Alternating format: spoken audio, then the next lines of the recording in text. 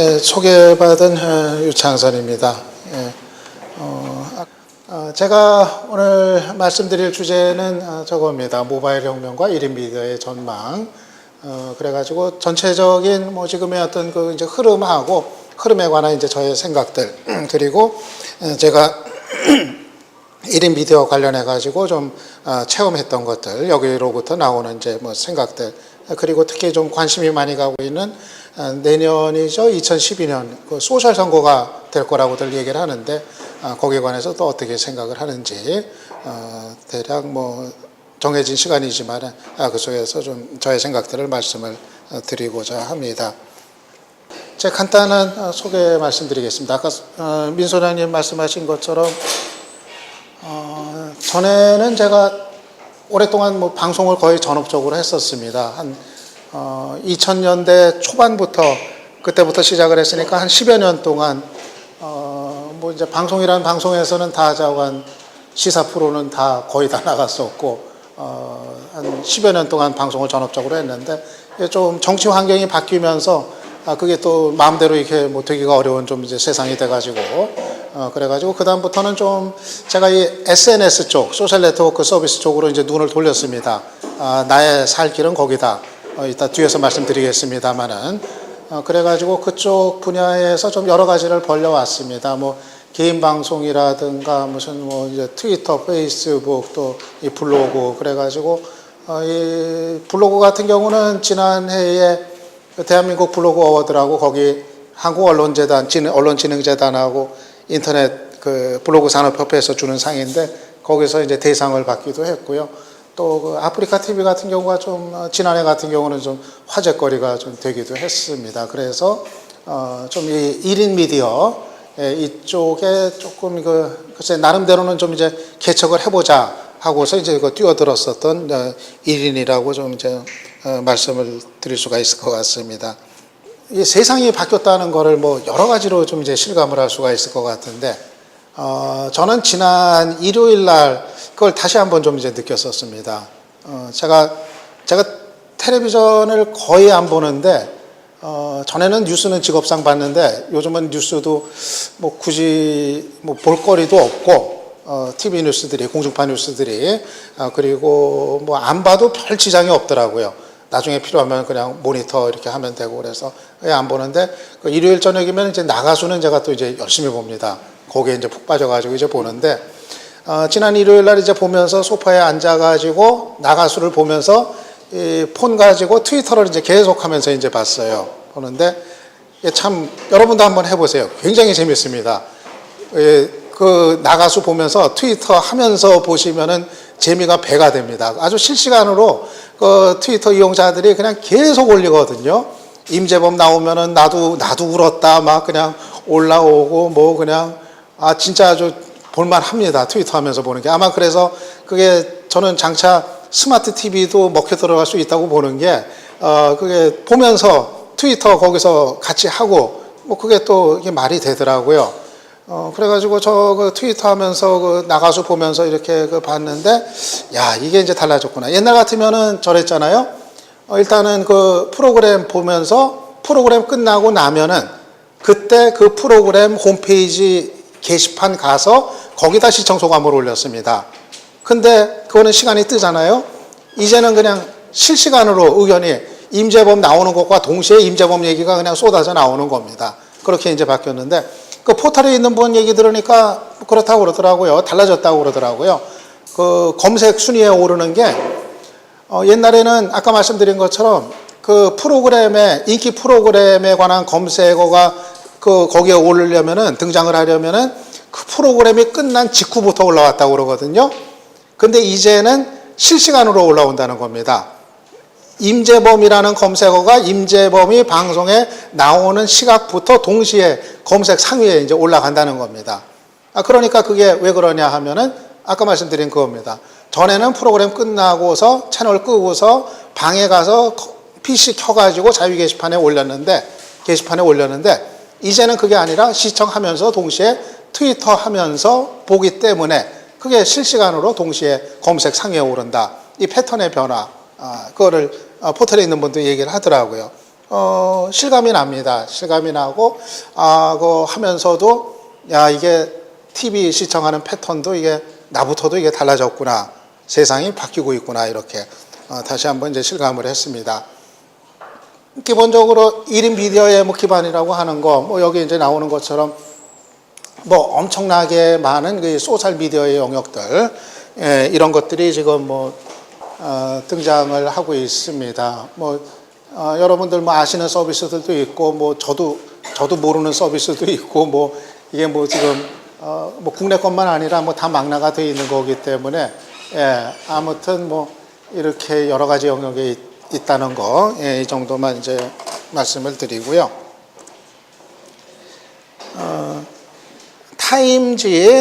타임지 지난해 마지막 호였나 그럴 겁니다. 이게 마지막 호였나 그럴 겁니다.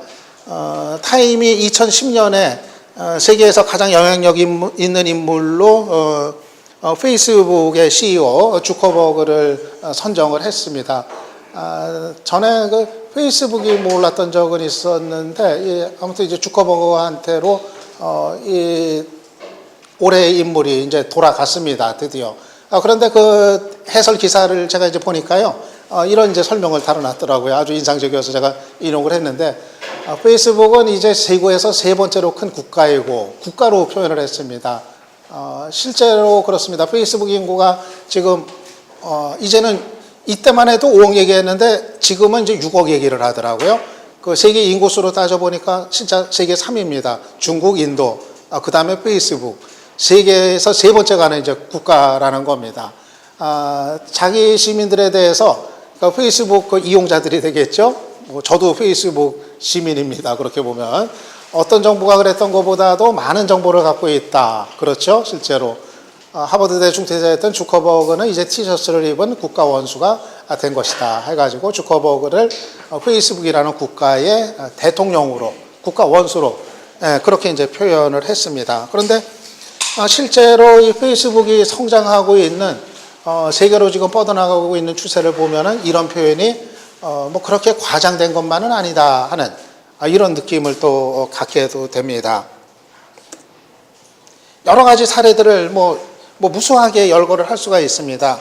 대표적인 거로 지난번에 있었던 이집트에서의 시민혁명, 무바라크가 결국 이제 축출이 되는 그 과정에서 많은 언론들도, 국내 언론들도 주목을 했었죠. 그 과정에서 이집트 SNS의 그 역할, 특히 이집트에서는 페이스북의 역할, 이게 많이 소개가 됐었습니다. 바로 이 페이지였습니다. 우리는 모두 칼레사이드. 이 칼레사이드는 그 카이로에서 그 경찰한테 맞아서 죽은 그 청년의 이름입니다. 그 청년의 죽음에 항의하는 의미로 저 제목을 이제 달았던 건데요. 사실은 이거를 개설했던 사람은 그 구글의 그 이집트에 있는 구글의 그 임원이었죠. 근데 이제 그 다른 이름으로 해가지고 이거를 이제 개설을 한 겁니다. 계정 페이지를 연 겁니다. 근데 이거는 이제 영문판이고요. 그쪽 페이지가 이제 따로 있고, 이건 이제 영문 페이지인데, 바로 여기에 이제 그 수십만 명이 모이면서, 수십만 명이 좋아요를 누르면서, 그러면서 이 이집트에서의 집회 시위와 관련된 모든 정보가 시민들이 이제 공유를 하게 되고, 그리고 바로 이제 거리로 이제 나가는 그런 이제 기폭제 역할을 이 페이지가, 페이스북 페이지가 했던 겁니다. 우리 같은 경우 2008년에 촛불 집회 때 인터넷이 그 역할을 했었죠. 그때 블로그나 뭐 아고라라든가 거기에서 정보가 공유가 되고 막 토론이 있고 막 그랬는데, 여기서는 이제 한 발이 더 나간 겁니다. 페이스북 페이지라는. 근데 만약에 대한민국 같은 경우도 또 이런 상황이 있다, 뭐 촛불 같은 게 있다 하면은 또 달라지겠죠. 2008년하고는. 그게 아마 2012년의 소셜 선거, 거기서 어떤 게 선보일지, 그런 게 또 이제 새로운 흥미로운 이제 관심사입니다. 이러한 그 소셜 네트워크의 그 힘에 대해서 제가 이제 그 강의에서도 그 학생들한테 이제 많이 추천하는 이제 책인데요. 프레이저 앤 두타가 같이 지은 책이 있는데, 국내에도 번역이 되어 있습니다. 소셜 네트워크 2혁명이라는 그런 이제 책인데 여기에 보면은 이런 얘기가 이제 나옵니다. 지금의 이 소셜 네트워크가 가져온 이 혁명을 엄청나게 의미 부여를 하고 있습니다. 이 구텐베르그에 의해서 1448년 시작된 미디어 혁명, 이게 그거 아닙니까? 인쇄술이 이제 도입이 된 인쇄혁명, 그 얘기 아닙니까? 인류 문화사에 있어서 엄청난 획기적인 의미를 긋는 그런 말 그대로 문화적인 혁명이었습니다. 그것에 지금 이제 견주고 있는 얘기거든요. 그 당시에 1448년에 시작된 미디어 혁명과 같은 초기 단계에 있다. 지금의 시기를 그렇게 성격을 얘기를 하고 있습니다. 그만큼 혁명적인 변화에 도입부에 있다. 뭐 이런 얘기가 되는 게 되겠는데요. 세 가지로 표현을 하고 있습니다. 그런 혁명을 세 가지로. 아이덴티티 혁명, 인간의 정체성이 바뀐다는 건데 뭐냐 하면은 저는 그냥 전에는 인터넷 시대만 해도 그냥 가상의 세계를 경험하는 정도였는데 가상세계. 이제는 더 나가가지고 세컨드 라이프, 제2의 인생, 제2의 생활, 이거를 사람들이 영위를 할 수 있게 됐다는 겁니다. 이 SNS를 통해 가지고 자기의 어떤 기존의 라이프에다가 세컨드 라이프까지 이제 더할 수 있는 환경이 됐다는 거. 그 다음에 지위혁명, 지위의 민주화가 이루어지고 있다 하는 거. 그러니까는 뭐 전에처럼 이제는 뭐 예를 들면 저런 겁니다. 뭐 정규 코스를 밟아야 뭐 라이센스가 있어야 뭐 전문가가 되는 그런 시대가 지나가지고 이제는 자기의 능력만 있으면은 이런 SNS 소셜 네트워크를 통해서 누구나가 전문가가 될 수 있는 그런 이제 길이 열렸고 그런 차원에서의 어떤 지위의 민주화, 혁명 이런 게 이루어졌다는 거. 또 하나는 권력혁명입니다. 권력시장 정치의 그 재배치. 전에는 권력은 오프라인에서 힘을 갖고 있는, 권력을 쥐고 있는 사람들이 권력자였는데 이 소셜 네트워크 시대에 있어서는 바로 이 SNS의 허브 역할을 하고 있는 사람들, 바로 이 사람들이 이제 새로운 권력이다. 이런 얘기가 이제 되는 겁니다. 권력의 이동이 되겠죠. 전에는 오프라인에서 정권 쥐거나 권력 갖고 있거나 이런 사람들이 한테 권력이 있었다면 이제는 SNS에 참여하고 있는 그 많은 사람들한테 권력이 이양이 됐다. 바로 이제 이런 얘기에서 이 혁명으로 이제 표현을 하고 있는 겁니다. 제가 이 얘기를 드리는 이유는 말 그대로 지금의 이제 변화가 혁명이라는 표현이 맞지 않느냐, 뭐 이제 그런 이제 견지에서입니다. IT의 발전사를 놓고 봐도 지금은 저는 혁명적인 시기에 들어가는 게 맞다고 봅니다. 제일 먼저 나오는 사진이 저게 애플 컴퓨터 처음 나왔던 겁니다. 이게 애플 2입니다. 애플 1은 더 조악한 형태였는데 이 애플 2는 그래도 조금 모양새가 갖춰진 이 애플 컴퓨터 이제 나온 거고요. 이때가 이제 하나의 획을 긋는, 그러니까 개인 PC의 등장이라는 점에서 획을 긋는 이제 변화였었고, 그 다음 단계로 꼽을 수 있는 것이 이 월드와이드 웹의 등장. 지금의 우리가 쓰고 있는 정형화된 그 인터넷 주소 체계, 이게 이제 등장을 했던 거. 이게 또 하나의 획을 긋는 단계였다고 하면은 이제 지금은 바로 이겁니다. 모바일, 스마트폰 내지는 모바일의 등장. 이것이 바로 이러한 큰 어떤 획을 긋는 단계에 견줄 만한 이제 그 새로운 어떤 그 발전의 단계에 이제 돌입을 했다. 역시 그 혁명적인 의미를 담는 그런 이제 단계로 들어서고 있다. 그 점에서 이 IT의 발전사에서의 한 단계를 차지하고 있다 말씀을 이제 드리고 싶습니다. 그래서 저는 올해의 그 트렌드 공통적으로 이제 꼽아 보면은요, 일단은 제일 중요한 거는 이 모바일입니다. 모바일. 이제 모바일로 가고 있다고 하는 거. 이거는 뭐 세계적인 대세고, 뭐 한국 같은 경우도 뭐 대세고, 이거는 뭐 계속 빠르게 더 진행이 될 겁니다. 스마트폰, 태블릿 PC의 급성장, 이 이용자들의 엄청난 지금 확장. 뒤에서 얘기를 더 드리겠습니다. 그리고 이제 소셜웹의 성장. 지금 세계적으로는 페이스북이 뭐 주도를 하고 있죠. 물론 한국 같은 경우는 좀 특수하게 뭐 트위터도 지금 상당히 뭐 강세를 보이고 있으면서 뭐 그러긴 합니다만, 아무튼 전체적으로 페이스북이 이제 이끌고 있는 그 소셜웹의 이제 급선장, 또 하나의 그 트렌드라고 할 수가 있겠고요. 그리고 이제 그 위치 기반 서비스의 이제 그 확산, 역시 또 하나의 이제 트렌드, 지금 바로 이 시점에서의 그 트렌드다, 이렇게 좀 얘기를 할 수가 있을 것 같습니다. 먼저 그 제일 중요한 이 모바일 혁명에, 제가 말씀드리고자 하는 모바일 혁명에 대해서 이제 말씀을 드려보면은요, 국내 스마트폰 인구가 이제 벌써 몇 달 전이었죠? 그때 1,000만을 돌파했다고 나왔었습니다. 이게 상당히 예상을 넘어서는 수치인 것 같습니다. 지난해에 그 갤럭시 1이 출시되고서 제가 SK텔레콤에 제가 제 개인 어플을 이제 만드는 과정에서 SK텔레콤 사람들 뭐 접촉할 기회가 여러 차례 있고 그랬는데, 그때 갤럭시 S 내놓고 상당히 놀라더라고요. SKT에서도.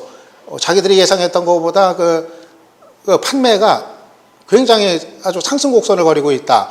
자기들의 예측치를 훨씬 뛰어넘는다. 뭐 그래가지고 생각보다도 국내 스마트폰 인구가 상당히 그 급증하는 추세를 보였는데, 역시 그 업계의 그 예상보다도 상당히 빠르게 1,000만을 돌파를 했습니다. 그리고 올해 말 되면 2,000만이 될 거다. 그 얘기가 벌써 이제 나오더라고요. 이게 2,000만이 되면은 이거는 사실 엄청난 숫자입니다. 뭐 스마트폰이 뭐 비싸다, 요금이 비싸다, 그래서 격차가 있다, 뭐 생겨난다, 여러 가지 얘기가 있습니다만은, 그럼에도 불구하고 스마트폰 인구가 올해 말에 2,000만을 돌파한다. 그러면은 2,000만이면은 국내 가정에 한 가구당 거의 2대, 한 가구당 거의 2명이 스마트폰을 사용을 한다는 얘기가 되거든요. 이미 지금 1,000만이라고 하면은 한 가구당 한 대씩은 있다는 얘기입니다. 거의. 거기에 육박한다는 얘기인데, 그건 무슨 얘기냐 하면은 그 가구당 모든 대한민국의 거의 대부분의 가정이 스마트폰 영향권에 있다. 자기가 직접 쓰든 가족 중에 누가 쓰든 이미 스마트폰 문화 속에 지금 연결이 돼 있다. 이런 얘기가 되는 거기 때문에 이 1,000만 돌파가 되는 의미가 좀 크다고 이제 봅니다. 그래서 뭐 1,000만이고 이제 앞으로 2,000만이 이제 넘어선다고 하지만은, 이 정도가 되면은 이거는 이제 그 트렌드가 아니라 트렌드를 넘어서는 이제 컬처로 이제 봐야 될 겁니다. 트렌드는 이게 아주 그냥 인기가 대단했다가도 그러다가도 조금 그게 지나고 나면은 다시 사라질 수 있는 뭐 그런 게 이제 트렌드 아니겠습니까? 예를 들면은 뭐 이제 가입자가 한 몇백만 갔다가 이제 뭐 이렇게 사라지게 되는 그런 이제 서비스들 같은 거, 그런 것들은 뭐 그런 경우가 이제 될 수가 있겠죠. 예를 들어서 MP3 같은 경우가 뭐 그런 게 되겠죠. MP3 인구가 한 몇백만까지 갔다가 마치 그게 대세인 것 같았는데, 이제는 이 스마트폰이 있으니까 MP3는 퇴조하게 돼 있거든요. 그러면 이제 거기서 이제 수명을 다하고 일단은 좀 입지가 줄어들게 됩니다.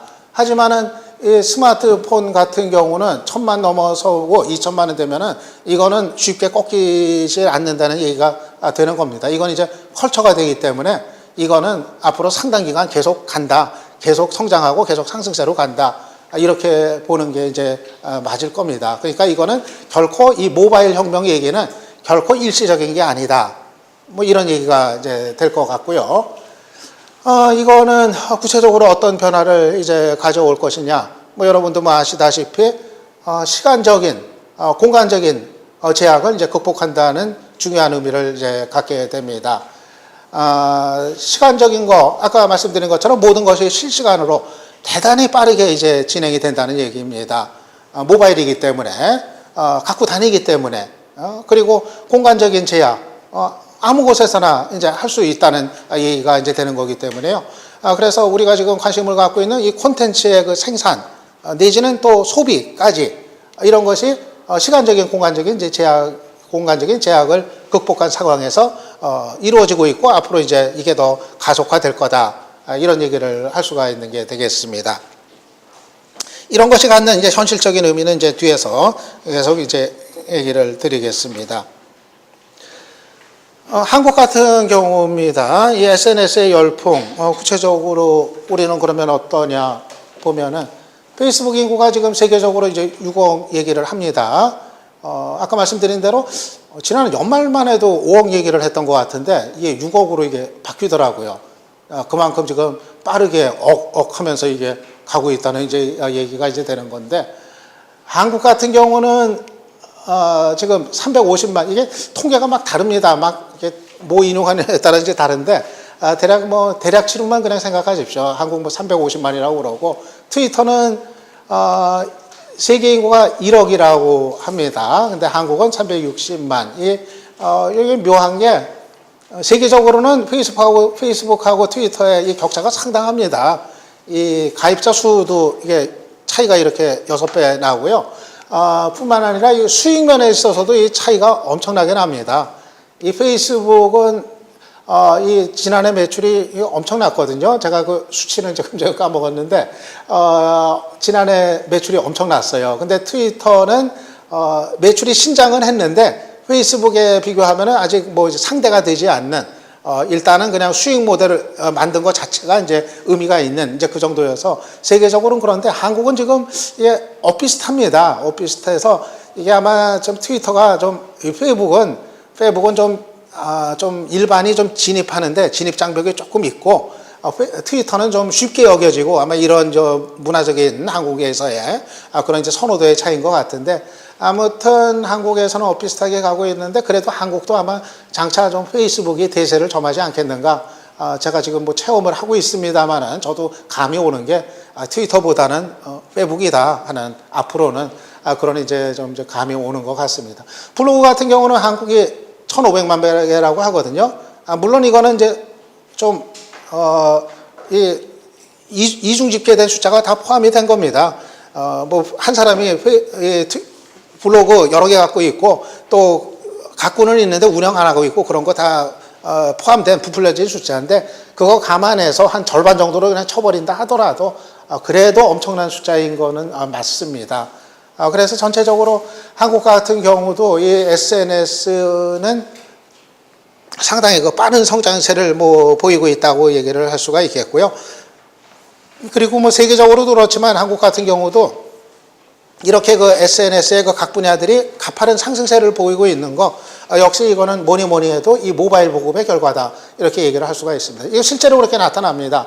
이 트위터가 한때 제가 보건데 제가 지켜봤을 때 트위터가 좀 교착 국면에 들어간 시기가 좀 있었거든요. 좀 느는 것 같다가 조금 부진한 것 같은 시기가 있었는데 그러던 게 페이북도 그렇고 트위터 인구가 다시 치고 올라간 게 스마트폰들 보급되고 그러면서 이게 가파른 상승세로 다시 바뀌더라고요. 실제로 그 수치상으로도 그렇게 나타나고 이 모바일 보급이 이 한국에서도 SNS 인구를 늘리는데 아주 그 결정적으로 그 역할을 했다. 앞으로도 그럴 거다. 얘기를 드릴 수가 있을 것 같습니다. 이거는 올해 말에 2천만 돌파한다면 만약 실제 이 전망대로 2천만 돌파한다면 SNS 인구도 그만큼 비례보다도 더 빠르게 앞서가면서 커질 가능성이 크다. 그렇게 좀 내다보고 있습니다. 예, 이제 오늘 좀 얘기하고자 하는 그 1인 미디어와 관련된 영역으로 좀 넘어가 보겠습니다. 앞서서 전반적인 그런 흐름을 좀 이제 말씀을 이제 드린 건데요. 모바일 특종들이 실제로 이제 막 쏟아져 나오고 있습니다. 물론 지금 1인 미디어를 둘러싸고 논쟁은 그동안 계속되어 왔습니다. 1인 미디어가 과연 미디어로서 인정을 받을 수가 있느냐? 이거를 놓고서 기존의 올드 미디어에 속한 쪽에서는 부정적인 의견들을 많이 내놨습니다. 뭐 거대 신문사, 거대 방송사 이런 쪽에 속해 있는 사람들은 그걸 어떻게 믿느냐, 어떻게 신뢰를 하느냐, 그게 막상 얼마나 역할을 하겠느냐 회의적인 반응들을 많이 보냈습니다. 그러니까 저런 얘기죠. 미디어라는 게 아무나 할 수 있는 게 아니라 그거는 훈련받은 사람들이 내놓는 콘텐츠 그거에 신뢰가 생기는 거고 그것이 미디어지 어떻게 그냥 쉽게 얘기하면 뭐 개나 소나 다 그냥 자기 뭐 트위터에 페이스북에 올린다고 해서 그걸 어떻게 다 기사로 인정하고 언론으로 인정할 수 있느냐 이런 시선들이 있고 논쟁도 있었습니다. 하지만은 그런 논쟁이 저는 무의미하다고 생각이 되는 게 그 논쟁은 뭐 아무리 저쪽에서 하고 있어도 그거하고 상관없이 이런 식으로 모바일 특종들이 SNS의 영역을 통해서 계속 쏟아져 나오고 있는 겁니다, 지금. 해운대 화재, 이거 지난해였죠? 지난해에 그 해운대 주상복합 아파트에서 화재가 났을 때, 화재가 났다. 그 소식만 이제 알려졌을 때, 그때 현장을 보도했던 데가 아무 데가 또 없었는데 현장 상황을 가장 먼저 보여준 것이 트위터를 통해서였습니다. 그 현장을 지나던 트위터 이용자가 이거를 사진을 찍어가지고 트위터에 올린 거, 그게 실시간으로 그냥 엄청나게 리트윗을 통해서 확산이 됐습니다. 그래서 그 장면이 이렇게 소개가 됐고요. 이 사진 같은 경우는 바로 그 다음날 아침에 한겨레 신문 일면의 상단에 이 사진이 실렸습니다. 출처를 트위터의 암흑의 거로 이제 인용을 해가지고, 그래서 트위터에서 나온 사진 특종이 종이신문에서 일면 머리를 장식을 하는 이런 쪽으로 이제 갔습니다. 또 하나의 사례될 수 있는 게 광화문 물난리, 지난 추석 연휴 직전이었죠. 그때 광화문에서 물난리가 났습니다. 광화문 내거리가 물에 잠겨버렸습니다. 광화문이 그럴 수 있다는 건 진짜 상상도 못했는데, 아무리 비가 많이 왔다고 해서 그때 그렇게 됐었습니다.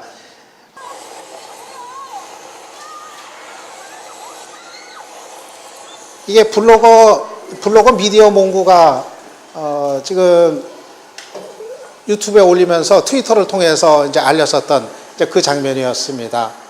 광화문 물난리가 이제 난 장면. 당시에 어떤 공중파 방송 또는 케이블 방송도 저런 장면을 내보내지를 못했거든요. 이게 SNS 특종을 이를테면 한 겁니다.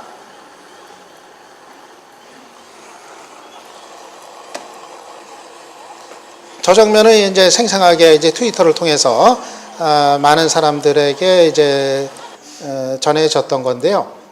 이게 왜 특종이었냐면은 그날 공중파 방송이 저 재난 보도를 했어야 됐거든요. KBS 같은 경우는 재난 책임 방송입니다. 당연히 정규 방송 중단하고 저 정도 되면 수도권 일대에 폭우가 쏟아져서 저렇게 물에 잠기면 재난 방송에 들어갔어야 되는데 그걸 못했습니다. 다 정규 방송을 하고 있었어요. 밑에 자막만 내보내고. 왜냐하면은 그거 보도해야 될 기자들이 다 추석 휴가 떠나버렸거든요. 리포트 할 사람이 아무도 없었습니다. 그러니까는 정규 방송에서 막 비난들이 쏟아졌죠. 뭐 하고 있는 거냐. 그런데 공중파는 끝내 저 재난 방송을 못했습니다. 케이블만, 보도 전문 채널 YTN, MBN만 갑자기 이제 들어갔는데 거기도 자정은 마찬가지였어요. 기자들이 다 휴가 떠나가지고 할 사람이 없죠. 그래가지고 했던 방식이 트위터에 올라온 사진들, 소식들 그거 가지고 때웠습니다. 내용을. 그래가지고 완전히 거기서 트위터 내용들을 가지고 방송을 내보내는 이런 상황이 이제 됐던 겁니다. 그래서 이날 광경을 놓고 보면은 완전히 기존의 거대 미디어하고 이런 1인 미디어가 역할이 완전히 바뀌어버린 이런 것들을 이제 실감을 했던 겁니다. 그래서 트위터에서는 그날 보면은 이제 만세 소리가 막 나왔어요. 뭐 트위터가 이제 뭐 거대 미디어 이겼다 막 이제 이런 식으로까지 막 이제 그러고 그랬는데, 아무튼 그게 어떤 그 빈틈에 이제 진출을 한 것이었든 아니면 역할을 이제 적극적으로 수행한 것이었든 이렇게 1인 미디어의 어떤 그 특종 같은 거 이런 것들은 뭐 이제 쏟아져 이제 나오고 있습니다. 뭐 이런 사례들은 뭐 최근까지 뭐 무수히 뭐 얘기를 이제 할 수가 있는 이제 상황이고요.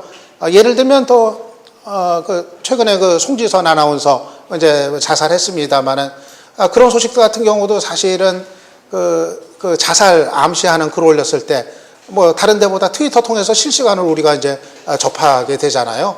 이게 뭐 다른 기사를 통해서 접하는 게 아니라 이게 완전히 실시간으로 오는 겁니다. 저도 그날 아침에 송지선 아나운서 뭐 자살할 것 같은 암시하는 걸 트위터에 올렸을 때 제가 송지선 아나운서 뭐 팔로잉은 안 하고 있지만 RT를 통해서 이게 오더라고요.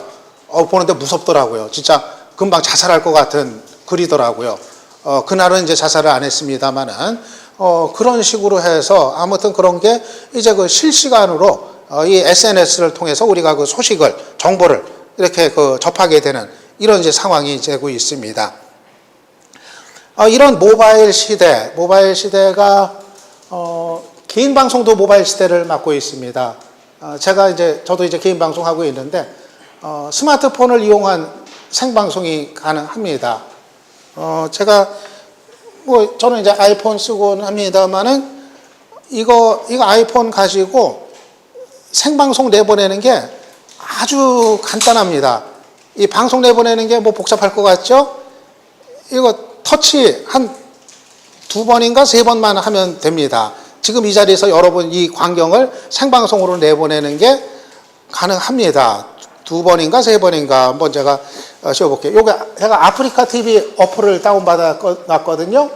우선 한번 터치하면은 요게 이제 뜹니다. 그러면은 여기서 방송하기, 저 왼쪽에 있는 거 방송한 거 터치를 합니다. 그러면은 이제 이제 뜹니다. 여기서 방송 시작 한번 터치를 더 했습니다.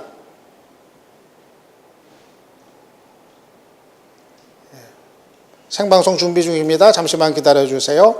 해가지고 이제 방송이 이제 시작이 되는 겁니다. 방송 시작됐습니다.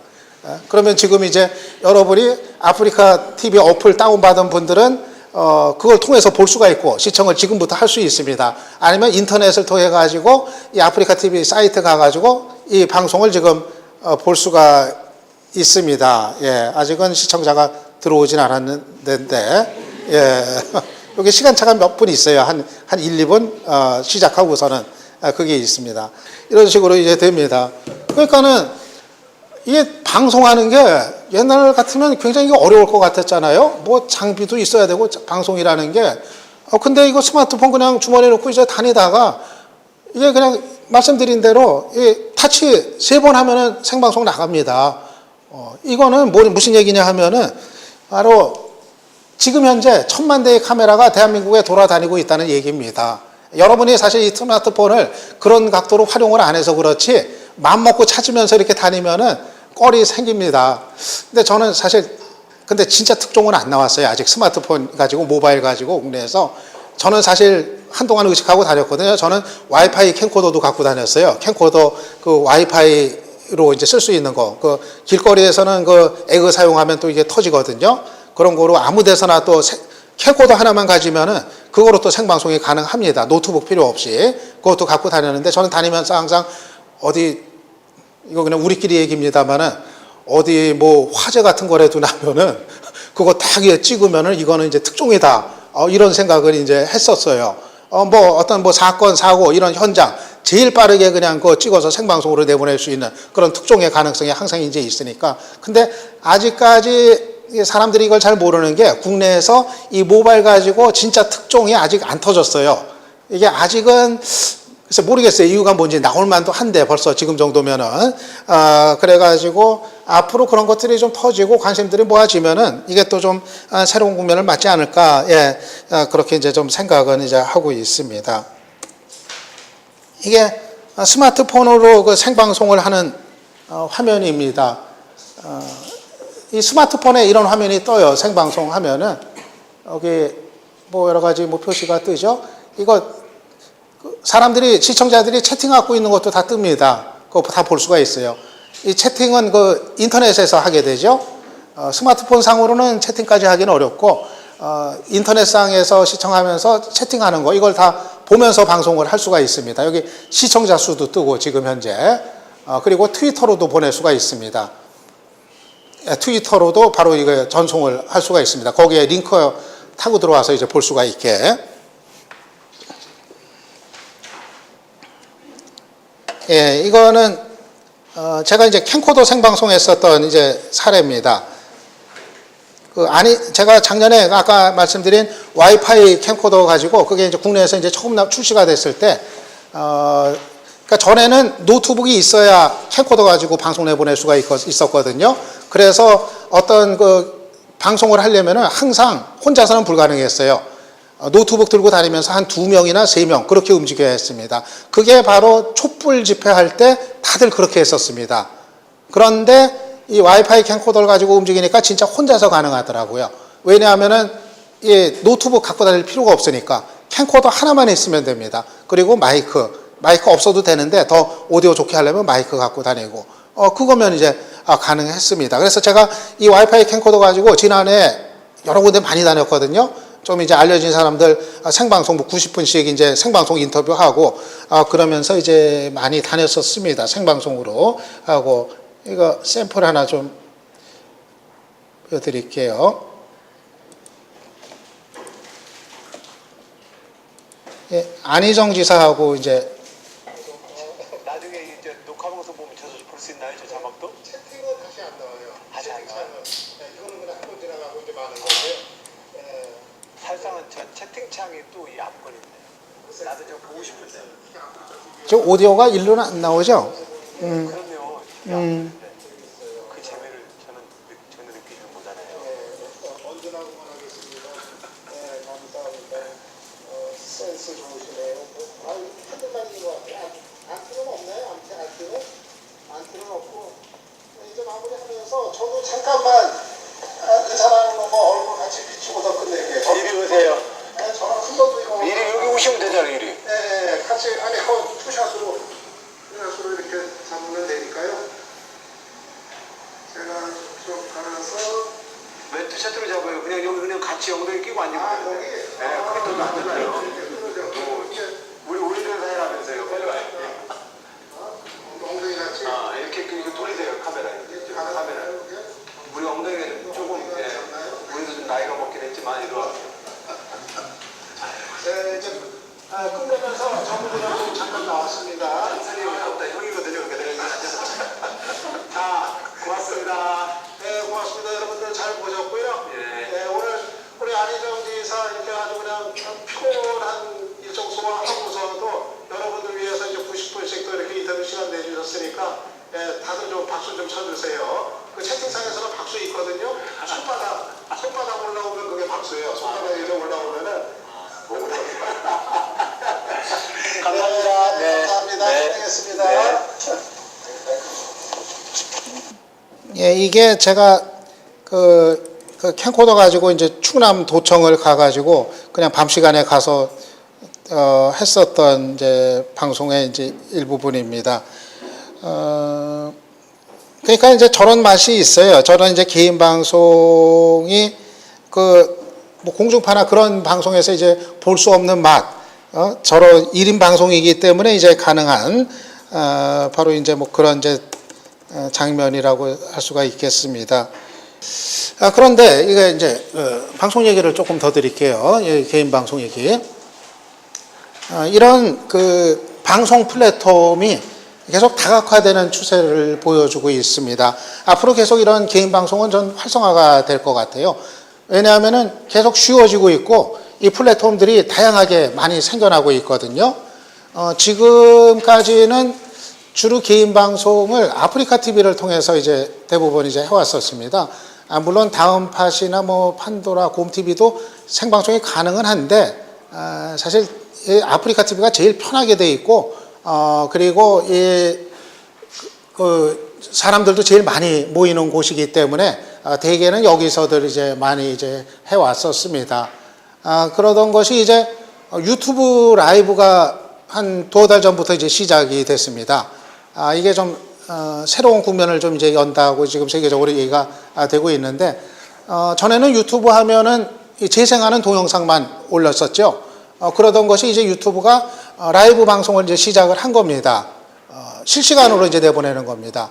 그래서 지금 라이브 방송이 여러 군데에서들 하고들이 있습니다. 주로 스포츠 방송이 좀 많고요.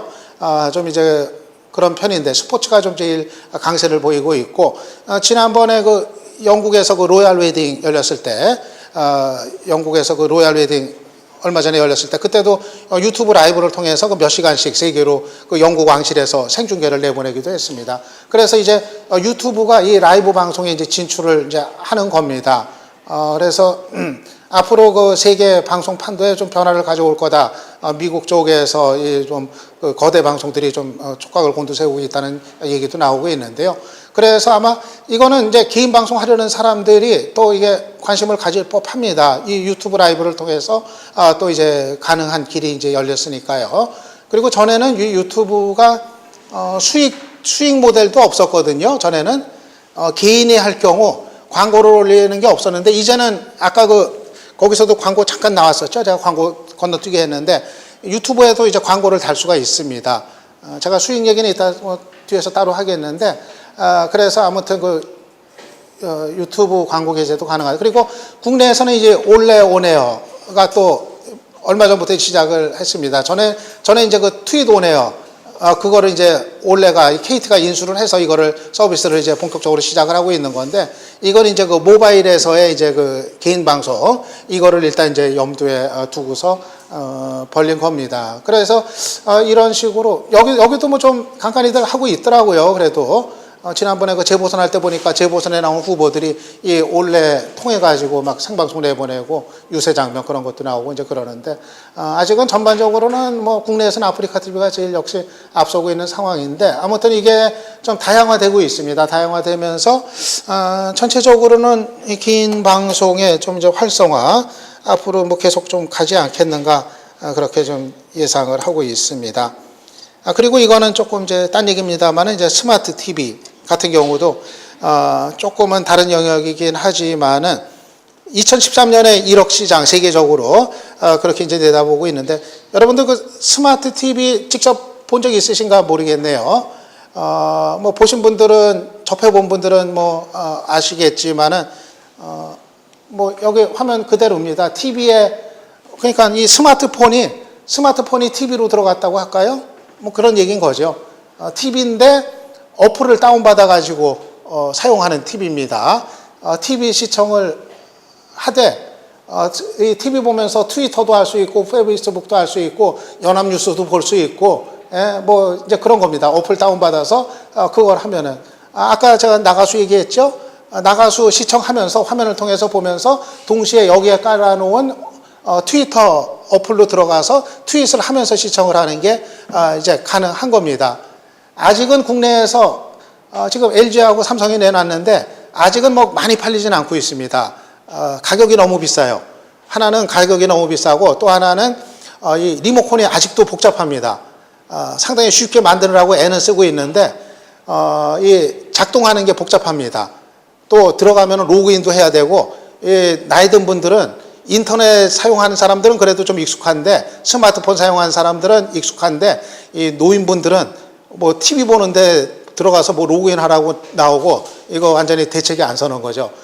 그래서 이게 쉽게 만들어야 되는 관건이 있습니다. 가격이 내려가야 되고, 뭐 가격은 내려갈 것 같습니다. 이제 보급형 계속 개발하고 뭐 그러면은, 그리고 리모컨도 좀 쉬워질 것 같습니다. 그러면은 아마 이제 이 스마트 TV 시대도 아마 개막이 되지 않겠는가. 다만 이 린백이라고 하는 거, 이게 그 TV에 대한 고정관념인데요. 린백 하면은 그겁니다. 이 등 대고 편한 자세로 TV 보는 거. 쉽게 얘기하면 TV라는 거는 대한민국에서 제일 편한 자세로 보고 싶어 하는 게 TV인데, 누가 그냥 골치 아프게 그 복잡한 리모컨 작동해가면서 그러면서 TV를 보려고 하겠느냐, 이 회의론인데, 과연 모르겠습니다. 이 시청의 패턴이 어떻게 될지. 일단은 넘어서지 않겠는가, 이 린백을 그런 이제 예상을 좀 이제 해보기는 하는데, 좀 시간은 좀 몇 년은 걸릴 것 같기는 합니다. 예, 그래서 이 1인 미디어 이제 추세 전망으로 넘어가면은요, 요 얘기 들어가기 전에 저 얘기를 하나 좀 더 드려야겠네요. 그러면 이 1인 미디어 하는 데 있어서 저는 이제 중요한 게 수익 모델의 문제, 이거를 굉장히 좀 중시합니다. 왜냐하면은 1인 미디어 뭐 다 좋은데 이게 지속 가능한 일이 돼야 되거든요. 1인 미디어는 개인이 하는 겁니다. 개인이 하면은 그 개인이 그 일을 지속 가능하게 계속 할 수가 있어야 됩니다. 한 6개월 폼나게 했는데, 폼나게 해서 사람들이 야, 저 사람 멋있게 한다 얘기했는데 이게 돈이 안 됩니다. 예를 들어서 돈이 한 푼도 안 생깁니다. 좋은 일을 하는데 돈이 돌아오는 게 없습니다. 사람들은 박수만 치고 맙니다. 그러면은 그거 계속할 수 있는 장사는 대한민국에 없습니다. 먹고 사는 문제를 어지간히는 뒷받침해줘야 되거든요. 저거로 완전히 해결은 안 되고, 어차피 다른 일을 또 하면서 한다고 했을 때, 그렇다고 하더라도 적어도 뛰는 만큼, 시간을 들이는 만큼 어느 정도는 뭐가 돌아와야 이게 돌아갈 수가 있습니다. 개인이 하는 거기 때문에. 이 문제가, 그러니까 이제 그 1인 미디어의 수익 모델, 이거는 굉장히 중요한 문제고, 사실은 어려운 문제고, 저도 계속 이거를 연구하고 고민하고 있는 이제 그런 이제 문제입니다. 그게 수익 모델들이 있기는 여러 가지 있습니다. 블로그 같은 경우는 광고를 달 수가 있습니다. 뭐 구글 애드센스 광고 달 수 있고 다음 뷰에서 운영하는 그 뷰 AD를 달 수가 있습니다. 그 트래픽에 따라서 또는 광고를 클릭한 사람 숫자에 따라서 광고비가 지급이 됩니다. 저 같은 경우도 사실은 그 블로그 운영하면서 그 광고 수익 재미를 좀 한동안은 상당히 봤었습니다. 블로그 제가 시작한 게 이제 한 몇 년 되는데 처음에는 상당히 그야말로 짭짤했었어요. 그 구글 애드센스 그 정책이 상당히 좀 단가도 괜찮고 그럴 때 그때 이 블로그만 가지고도 먹고 살 수 있지 않을까 환상이 심어질 정도로 제가 블로그 처음 시작했을 때 그랬었습니다. 한 달 했는데 이게 몇백이 되더라고요. 광고비만, 블로그 광고비만. 야, 이게 이런 게 있구나 했는데 그게 이제 꼭지였어요. 그게 꼭지였고 그다음부터 구글 정책이 막 바뀌면서 이게 단가가 내려가면서 구글의 광고 애드센스 광고 수익이 계속 이게 하얀 곡선을 이제 그렸습니다. 그래서 블로그를 지금 뭐 저만 해도 뭐 여러 가지 그 광고 몇 개 이제 다음 뷰 것도 달아놓고 달아놨는데 전반적으로 이 블로그의 그 광고 수익성이 굉장히 하향됐습니다. 특히 이 시사 블로그 같은 경우는 제가 하고 있는 뭐 연예나 뭐 이런 요리나 이런 거는 또 조금 다른데 시사 같은 경우는 이제 많이 좀 이제 그런 된 상태고 그래도 자관 뭐 가능한 데까지는 저도 뭐 계속 이 수익을 이제 추구를 하고 있습니다. 그런가 하면은 또 제가 아까 그 개인 방송 얘기했습니다만은 개인 방송도 아프리카 TV 같은 경우는 그 수익 모델이 있습니다. 거기에는 그 별풍선이라는 게 있거든요. 여러분들 아마 들어본 적 있을 겁니다. 아프리카 TV 좀 아는 분들은 그 예쁜 언니들이 나와가지고 방송에서 춤추고 별풍선 주세요 한다고 해가지고 막 그 어떤 신문에서 뭐 긁기도 하고 막 그랬는데 뭐 그렇게 선정적인 거는 요새 이제 많이 사라졌어요. 그 자체적으로 모니터링 막 하고 규제하고 그러기 때문에 그런 거는 좀 이제 과장된 면이 있고 아무튼 그 시청자가 자발적 시청료로 주는 자기 돈 내고 구입해서 주는 그 별풍선이라는 그 시청료 제도가 있습니다. 저도 그거에 좀 상당히 덕을 많이 봤어요. 제가 지난해 아프리카 TV 한 1년 정도 운영을 했는데 지금은 한 두어 달 쉬고 이제 다음 주부터 다시 이제 재개를 하려고 합니다. 아무튼 이제 그런데 그것도 좀 의미가 있는 수익 모델로 좀 이제 자리를 했었습니다. 그래서 좀 기복이 있어요. 기복이 있는데 예를 들어서 선거 전후에서 상당히 그 시사에 대한 관심이 고조됐을 때 그때는 뭐 한 달에 뭐 몇백까지도 그게 또 되더라고요. 그래가지고 그런데 그게 또 관심이 좀 식을 때면은 이게 또 이제 하강을 하고 그래가지고 기복은 있습니다만은 뭐 그런 이제 수익 모델도 있고 뭐 페이스북이나 트위터는 없죠. 개인은 그 트위터 회사나 트위터라는 기업이나 페이스북이라는 기업한테는 그 광고 수익이 있지만은 이용자들 우리 같은 그 개인은 그거 통해서는 방법이 없습니다. 그래서 이 그 SNS 그 분야마다 수익 모델이 있는 게 있고 없는 게 있고 아무튼 이제 그런데 결국은 이 핵은 그겁니다. 이 자기가 생산해낸 콘텐츠를 어떻게 유통시키고 어떻게 팔 건지 이거는 계속 이제 길을 찾아야 되고 개척하고 이제 고민을 해야 될 이제 부분입니다. 그래가지고 아무튼 이 지속 가능한 1인 미디어가 되기 위해서는 이 수익 모델의 문제 계속 같이 가야 된다는 거 저는 뭐 계속 강조를 하고 저는 항상 할 때마다 그거를 항상 답을 찾으려고 하기는 합니다. 답이 없는 경우도 있기는 있는데 그래서 이거를 하면은 수익 면에서는 뭐가 올 수 있을까 이거를 항상 좀 생각을 합니다. 예, 그런데 그렇습니다. 아무튼 그렇고요. 실제로 그 문제를 해결 못 해가지고 굉장히 중도에서 1인 미디어 시도하다 포기하는 경우 그런 경우들도 많이 있습니다. 그 문제에 관해서 답을 못 찾아가지고 예. 다음에 그 1인 미디어 이제 앞으로에 대한 이제 전망 얘기를 보겠습니다. 기본적으로는 콘텐츠 생산의 그 주체가 변화했다는 의미를 갖고 있습니다. 아까 말씀드린 대로 이 1인 미디어 하면은 기존의 그 미디어 관념을 이제 그 통째로 깨뜨려 버린 겁니다. 전에는 콘텐츠를 그 생산하는 주체는 이 거대 미디어였죠. 항상 거대 신문, 거대 방송. 이 사람들만이 기사를 생산해낼 수 있는 콘텐츠를 생산해낼 수 있는 주체로 인정받고 대접을 받았는데 이제 그게 무너진 겁니다. 그게 아니라 개인도 1인도 나도 바로 이 콘텐츠를 생산해놓고 사람들에게 읽히게 하고 또 보게 하는 그런 주체가 될 수 있다. 이런 이제 변화가 이루어지고 있는 겁니다. 그리고 실시간성. 이거 굉장히 빠르게 진행이 되고 있습니다. 아까 말씀드린 것처럼, 이거 이제 시간이, 지체가 안 됩니다. 전에 거대 미디어 통해서도 시간은 필요했거든요. 어떤 사건이 터져도, 그것이 취재가 되고 보도가 되기까지는 아침에 어떤 사건이 터졌다. 그거 취재해서 보도하는 게 9시 뉴스 통해서 나간다라든가 이런 것이 대략 일반적인 패턴이었습니다. 하지만 이제는 SNS 시대에 있어서는 실시간으로 나갑니다. 곧바로 현장의 사진이 트위터를 통해서 페이스북을 통해서 나갑니다. 또는 긴 방송을 통해서 생중계가 이제 가능합니다. 훨씬 시간이 빨라졌습니다. 기다려주지를 않습니다. 아주 빠른 속도로 진행이 되고 있습니다. 그리고 쌍방향성. 전에는 일방적으로 내놓고 그거를 시청자나 독자들은 그냥 수동적인 위치에서 보거나 읽기만 하는 이런 존재였습니다. 하지만 이제는 피드백이 있습니다. 쌍방향성입니다. 개인 방송을 보면서 자기 의견을 채팅창에 계속 올립니다. 아니면은 트위터나 그 페이스북을 통해서 리트윗이나 댓글을 통해서 자기 의견을 계속해서 올립니다. 블로그를 통해서 댓글을 올리게 됩니다. 지금 콘텐츠를 만든 사람과 그것에 대한 수용자가 같이 주고받는 그런 이제 변화를 보여주고 있습니다. 그리고 이용자 편리성이 계속 이제 극대화가 되고 있습니다. 점점 쉽게 사용을 할 수 있게 그렇게 변하고 있습니다. 스마트폰이 그렇고 태블릿 PC가 이제 그렇고요. 한마디로 얘기해서 콘텐츠를 소비하는 사람들 입장에서도 가장 편한 자세로 소비를 할 수 있도록 계속 그렇게 만들어주고 있습니다. 지금 태블릿 PC라는 게 사실 그런 거 아닙니까?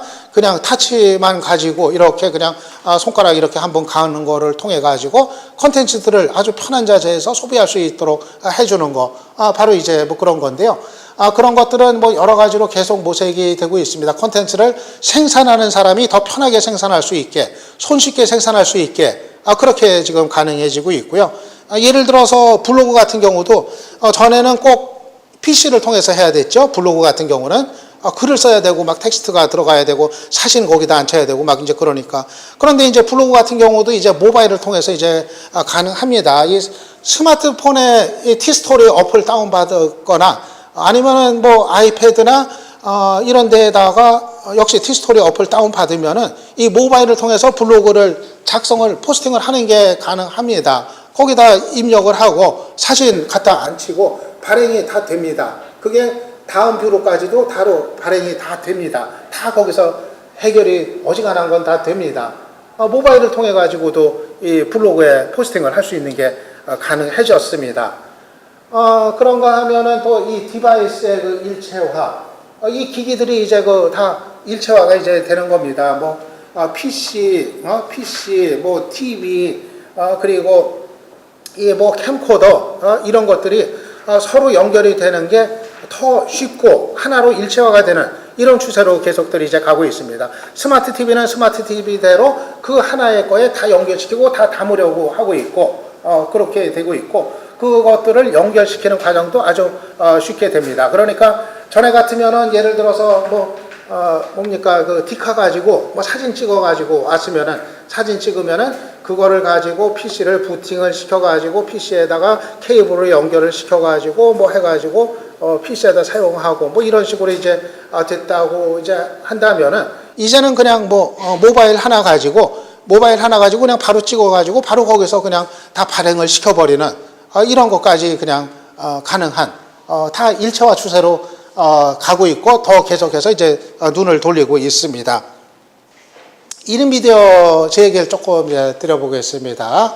제가 1인 미디어를 이제 시작한 사연, 이제 전화리 있은 이후로 좀 이제 사정이 이제 그렇게 됐습니다. 아까 얘기 드린 대로 제가 이제 방송을 이제 굉장히 이제 많이 하곤 했었는데요. 하루에도 이제 여러 개씩 하곤 했었는데 그게 이제 좀 여의치 않게 됐습니다. 갑자기 좀 이제 안 나와도 된다는 그런 이제 통보를 여러 군데서 그 촛불 전국이 끝난 이후부터 본격적으로 했습니다. 그때까지는 안 그랬어요. 정신이 없으니까. 그런데 이제 촛불 전국이 이제 끝나고 전반적으로 이제 그 방송 쪽을 상당히 이제 좀 이제 통제를 하면서 방송 장악 논란이 그때부터 이제 불이 붙기 시작을 했었죠. 그래서 이제 방송 쪽을 상당히 이제 아주 그냥 강도 높게 이제 챙기면서 저한테 이제 그런 전화가 갑자기 불시불시에 이제 여러 군데서 왔었습니다. 그래서 그날 이후 저는 이제 그 제 명함의 이제 뒷면입니다. 제가 하고 있는 그 SNS를 이제 뒤에다가 주소를 일목요연하게 이렇게 이제 담았습니다. 이렇게 하니까 그 받는 분들이 뭐 좀 좋아하더라고요. 이렇게 한 군데 이렇게 다 모아놓으니까 이 명함에 나오는 것처럼 SNS의 그 가경역에 이제 다 이제 손을 댔습니다. 기본적으로는 저거였습니다. 제가 굉장히 방송하는 거를 이제 그 업으로 하면서도 이제 좀 질렸던 사람인데 좋아해서 했던 사람인데 이제 그거를 못하게 하니까 굉장히 이제 깝깝하지 않겠습니까? 그래서 내가 그 마이크를 뺏겼지만은 그래도 나는 좀 말을 하고 싶다. 이거를 뭐 버릴 수가 없어가지고 그러면은 내가 할 수 있는 게 무엇일까 이렇게 생각을 해보니까 막 새로 개척이 되는 시작이 되는 서비스들이 여러 가지가 있더라고요. 뭐 블로그 같은 경우도 이제 본격적으로 하게 됐고 이 개인 방송 같은 경우도 하게 됐고 뭐 그렇습니다. 뭐 트위터도 그렇고. 그런데 사실 이 개인 방송 같은 경우는 제가 아프리카 TV 하겠다고 해서 찾아갔거든요. 찾아갔는데 사실은 이때만 해도 좀 부담이 굉장히 컸었습니다. 이 공중파에서 많이 알려진 아무개가 아프리카 TV 했는데 실패했더라. 사실 이거를 전혀 의식을 안 할 수는 없었거든요. 가서 얘기해 보니까 상담을 해 보니까 몇 년 걸릴 거라고 그래요. 아프리카 TV 해가지고 좀 자리 잡으려면 몇 년 걸린다. 다 그렇게 고생해가지고 자리 잡은 사람들이다. 그 랭킹에 올라 있는 사람들이 뭐 망치 부인 같은 경우도 뭐 몇 년 걸렸었다. 고생할 각오 좀 하셔야 된다. 뭐 이제 그러더라고요. 그래서 조금 사실 걱정이 됐어요. 나는 몇 년의 시간은 없거든요. 몇 년 시간 걸리면 내 나이가 몇인데, 그러면은 몇 년 시간 걸리면 어차피 대통령 임기도 다 끝날 때인데, 그때 가서 뭐 무슨 소용인가? 나는 지금 필요한데, 빨리 하고 이제 끝장을 승부를 봐야 되는데, 그래가지고 이제 했는데, 어쨌든 뭐 퇴로가 없었어요. 선택의 여지가 없이. 딴 걸 다 막혀 있으니까, 이건 뭐 되든 안 되든 해가지고 돌파를 해보자, 벌리자, 이쪽으로 이제 가닥을 잡았었습니다. 그래가지고 이 아프리카 TV에서 방송을 매일 밤 했습니다. 한 1년 동안 매일 밤 11시에 그냥 눈이 오나 비가 오나 일요일까지 했었습니다. 하루에 한 90분 정도씩. 근데 지금 생각하면 제가 한 2달 쉬고 나니까 이걸 어떻게 해냈는지 제가 모르겠더라고요. 이게 좀 쉬는 맛이 이제 들으니까는 어떻게 매일 밤에 그 시간에 저걸 했지 이제 싶더라고요. 아무튼 그래가지고 랭킹도 뭐 한때 그냥 꽤 오르기도 했었고 뭐 별풍선도 많이 받고 이게 또 화제거리가 돼가지고 뭐 신문 잡지에 많이 이제 또 소개가 되기도 했습니다. 제가 그 지금 자료집 그 뒤에 보면은 관련된 그 기사들 그 몇 개 실려 있는 거 나중에 한번 좀 보실 수가 있을 겁니다. 아무튼 이게 재밌기도 했고 이제 힘들기도 했었고 그랬는데 이제 제가 다음 주부터는 이제 낮 시간으로 옮겨가지고 매일은 못하고 일주일에 한 4일 정도 이렇게 좀 정례화 해가지고 이제 다시 좀 재개를 하려고 좀 생각을 하고 있습니다. 그거는 이제 내년 2011년 앞두고 아무래도 이제 시사에 대한 관심이 다시 커지는 시기이기 때문에 이 소셜 선거로 가긴 거기 때문에 제가 다시 빨리 이제 재개를 해야겠다. 쉬는 것도 좋지만 그렇게 이제 생각을 하고 이제 다시 이렇게 하려고 하고 있습니다. 아까 얘기 드린 와이파이 캠코더 이제 들고 다녔던 저게 이제 와이파이 캠코더입니다.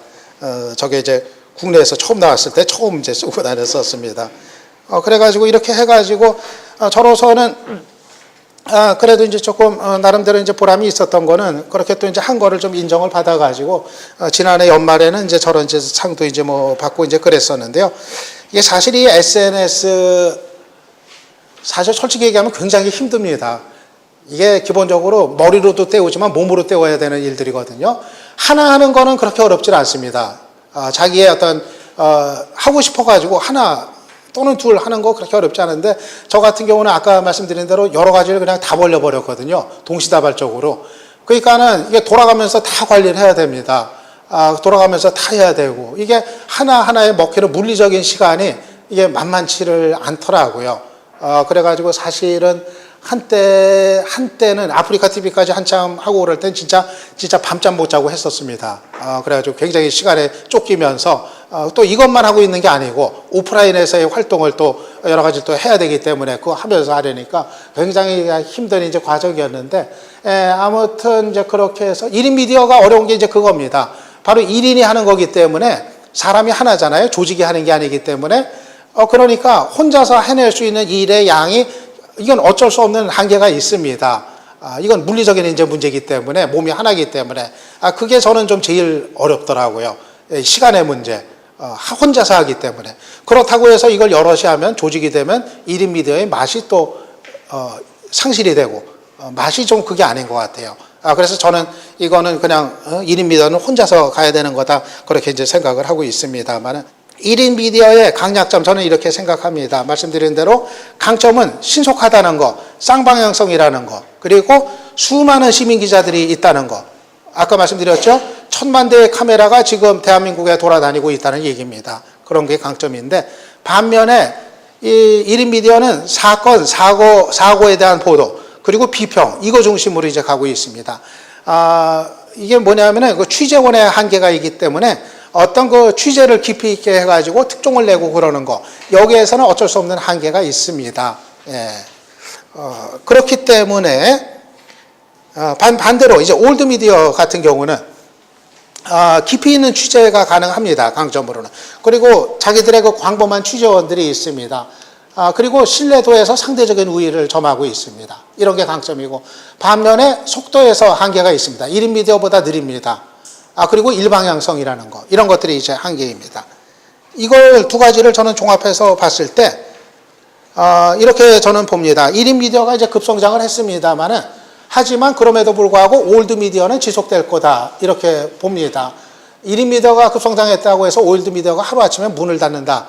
그렇게 뭐 순진하게 생각하지는 않습니다. 올드 미디어는 계속됩니다. 그래서 결국은 현실적으로 뉴 미디어와 올드 미디어의 상호 보완적인 역할이 필요하다. 이 두 가지는 앞으로 상당 기간은 같이 갈 거다. 저는 그렇게 전망을 하고 있습니다. 그래서 이 문제에 관한 논쟁은 저는 좀 이렇게 정리를 하는 게 현실적이지 않나 이렇게 생각을 하고 있습니다. 마지막 얘기입니다. 마지막 이거는 이제 불혹식의 얘기입니다. 내년에 총선 치러지고 대선 치러지죠. 소셜 선거 얘기가 나오고 있습니다. 내년에 총선 대선이 한국 최초의 소셜 선거가 될 거라는 얘기가 여기저기서 나오고 있습니다. 정당 조직보다도 소셜 네트워크의 힘이 우위가 될 거라는 얘기도 나오고 있는데요. 실제로 저는 이 소셜 전략의 중요성 대단히 크다고 생각을 합니다. 제가 개인적으로 예상컨대는 내년에 특히 대선이 총선은 어차피 벌써 지금 분위기가 좀 많이 정해지는 것 같고요. 대선이 이제 관심사인데 대선이 소셜 선거를 누가 잘 치르냐 이거에 따라서 결과가 좌우될 가능성이 대단히 크다. 저는 그렇게 전망합니다. 왜냐하면은 이겁니다. 지금은 여당이 앞서고 있습니다. 박근혜 전 대표가 단연 1위여 선두를 달리고 있어서 한나라당 후보가 앞서고 있습니다. 야당이 열세입니다. 거기에 비해서. 근데 야당은 제가 예상컨대는 후보 단일화가 최종적으로 이루어질 겁니다. 어떤 우여곡절을 겪든 간에 최종적으로는 후보 단일화가 이루어질 겁니다. 그러면은 야권에서 단일 후보가 만들어지면은 그때는 이게 판세가 달라질 겁니다. 상당히 근접이 될 겁니다. 아마 상당히 근접이 될 겁니다. 야당 후보가 누구든지 간에 그 격차라는 것이 그렇게 뭐 좁혀질 수 없는 격차 이게 아마 아닐 겁니다. 그렇게 보면은 결국 이 소셜 선거를 누가 잘 치르냐 이게 마지막 변수가 될 가능성이 저는 상당히 크다고 봅니다. 저거로서 왔다 갔다 할 수 있는 표가 충분히 최종적인 판을 가릴 수 있는 정도는 될 거다 하는 거. 그렇게 좀 내다봅니다. 이 소셜 SNS가 실제로 얼마만큼 표에 영향을 줄 거냐고요? 이게 아까 몇백만 얘기했죠. 국내 인구. 저건 있습니다. 반대층을 설득까지는 못합니다. SNS 가지고. 하지만은 그 같은 지지층을 결집시키는 효과는 분명히 뚜렷이 있습니다. 근데 그게 선거에서는 기본이거든요. 그거부터 시작을 합니다. 항상. 자기 지지층을 결집하고 그 다음에 외연을 넓히는 그 단계로 가는 게 정석입니다. 그래서 거기서 지지층의 결집을 이끌어내는 건 대단히 중요합니다. 항상 지는 선거 같은 경우는 그걸 못해서 지는 경우가 많습니다. 거기서 다져지지 않아가지고. 그렇게 봤을 때 SNS는 바로 그거에서는 대단히 빠른 그런 지름길이 되기 때문에 결국은 그 정도의 어떤 숫자가 상당히 그 막판, 최종적인 그 판세에 상당히 영향을 줄 거다 생각을 하는데, 저는, 이 SNS 선거를 치르면은 지금 한국의 정당 구도에서는 야당이 더 유리할 거라고 봅니다. 야당 내지는 진보 쪽이 더 유리할 거라고 봅니다. 이게 왜냐하면 지금까지 경험적으로 봤을 때 야당이나 진보 쪽이 SNS 활용 능력이 훨씬 높습니다. 이게 참 왜 그런지, 이거는 이제 활용의 능력의 문제인데요. 보수나 여당 쪽이 SNS 활용의 능력이 떨어집니다. 이거는 분명히 지금 추세로 나타나고 있습니다. 그런데 이게 참 묘합니다. 이게 SNS라는 거는 중립적인 기술이거든요. 중립적인 기술인데 결국은 그 활용 능력에서 차이가 지금 나타나고 있습니다. 예, 그렇기 때문에 저는 그거를 지금 여당이나 보수 쪽이 그 활용 능력의 격차를 좁히지 못하면은 그 부분에서 상당히 좀 열세가 될 수 있다. 그렇게 지금 이제 예상을 하고 있습니다. 예. 그렇고요. 그래서 아무튼 내년에 이 소셜 선거, 뭐 지금 시간이 없어서 더 얘기 못 드리겠는데요. 예, 뭐 소셜 선거가 될 거로 저도 전망을 하고 그것이 최종 승부에 주는 영향이 실제로 의미 있는 아마 그런 변수가 될 가능성이 있다. 저는 그렇게 좀 전망을 하고 있습니다. 예, 여기서 제가 드린 얘기는 여기서 마무리를 짓겠습니다.